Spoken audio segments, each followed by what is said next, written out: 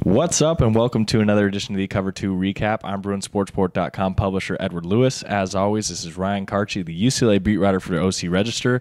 We're here tonight at the Rose Bowl, where UCLA just made it 3 in a row over USC, 38-20, another big blowout over the rival Trojans. Ryan, outside of the pick six, it really wasn't close at all tonight. Tell me about the game and the win. Yeah, really through one half, it seemed like at least a pretty good game, and then you see UCLA score right before the half, they score after the half, and from then on, it was just blitzkrieg. I mean, we're talking about UCLA's defensive line just absolutely terrorized USC up front. It was the best game they'd had clearly all season. They had 6 sacks that were recorded. I thought it was 7 from my count. They hadn't had more than 3 sacks in a game all season, which I honestly think that was the level of domination they were at today. I mean, they just were throwing around USC's offensive line like ragdolls, and this is an offensive line that's full of some good prospects. So at that point, and then you have offensively, Brett Hundley had a few mistakes. He had actually one touchdown he definitely should have had. Devin Fuller was wide open, streaking down the field. Should have had him, underthrew him. And then he had the interception. But beyond that, he ended up having a great game. We're talking about 22 of 31, 326 yards, 3 touchdowns, kind of the performance we've come to expect from Brett Hundley. But I was just more impressed by that defense. I mean, all around, it started with the defensive line, but this is a team that the defense kind of seems like they really have gotten it together. I mean, you watch Washington and Arizona and you think, obviously they're better. Maybe they're on the path to being consistent. And then you see a game like this against probably the most talented team they've faced in a while, and they just dominated through and through, and I think that definitely says something. I figured they'd come in here and stop the run really well against Buck Allen and stuff, but one thing that I had questioned all week long was, what's Nelson Aguilar going to do? I mean, he had, 15, 16 catches against Cal, and that whole receiving core, even Juju Smith's a beast, and all those guys, Bryce Dixon, everybody on that team can catch and run and play, and they defended really well. I mean, they not only got to the passer, but they also were able to cover on the back end.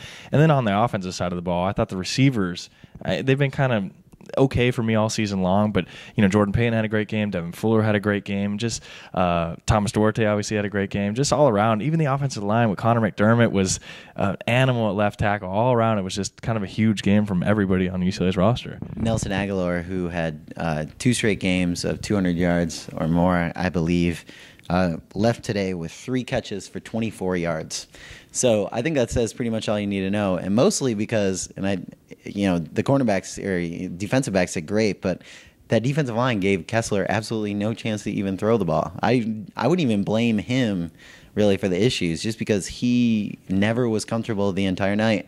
And the craziest part is, we asked Jeff Ulbrich afterwards, he barely called any blitzes. I mean, he maybe called less than he has in previous weeks. The defensive line was just that dominant that, in all phases, running against the run and against the pass, that, USC just didn't really stand a chance. From a bigger picture perspective, for my biggest takeaway of it all was USC. I think you're seeing the end of it. I mean, I went down on the pregame field and I saw all their athletes and guys just long, lean, athletic. I mean, guys like Adoree and Nelson, Leonard Williams, just guys that are just animals and bears. And then they go out there and they play like that. I mean, it just clearly the coaching is not good. And then everybody's going to talk about, well, they lack scholarships and they don't have enough depth or whatever. This was a blowout 3 minutes into the third quarter. You can't tell me guys were tired and they needed more depth. Like, I think it's kind of the end of a USC run here. And from just a bigger picture perspective, you got to start thinking recruits are seeing this. And it's just like, 5 stars go to USC. Last year they had the number 5 or 4 recruiting class in country. Juju Smith, Damian Mama, Vianney Talamaveo. They're losing 4 games. They might only win 7 games this year. So I think it's a big power shift in Los Angeles. UCLA, on the other hand, 3 straight wins in a row.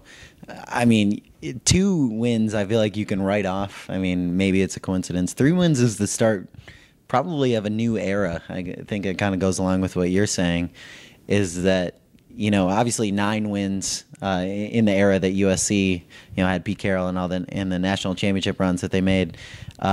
That's clearly in the past, like you said. UCLA has clearly taken hold of this rivalry, and I think at this point it was clear that that wasn't actually on their mind at all, which I think is important.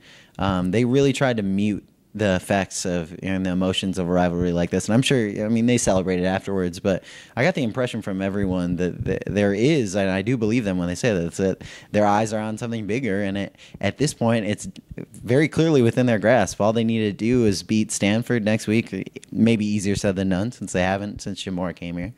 But then, beat Oregon, obviously another tall task. But if you were able to do that, you win the Pac-12 for the first time in the Moore era, and you also possibly at this point have a very good chance of getting into the playoff, which the dominoes just keep falling for UCLA to move into that spot. So at this point, you got 2 games standing between you and a very good case for that number 4 spot. That'll wrap up our coverage from the Rose Bowl tonight. As always, you can follow Ryan's coverage of UCLA on Twitter at Ryan_Karchi. You can follow me on Twitter at EdwardLewisBSR. Until the next time, thanks for tuning in to the Cover 2 Recap.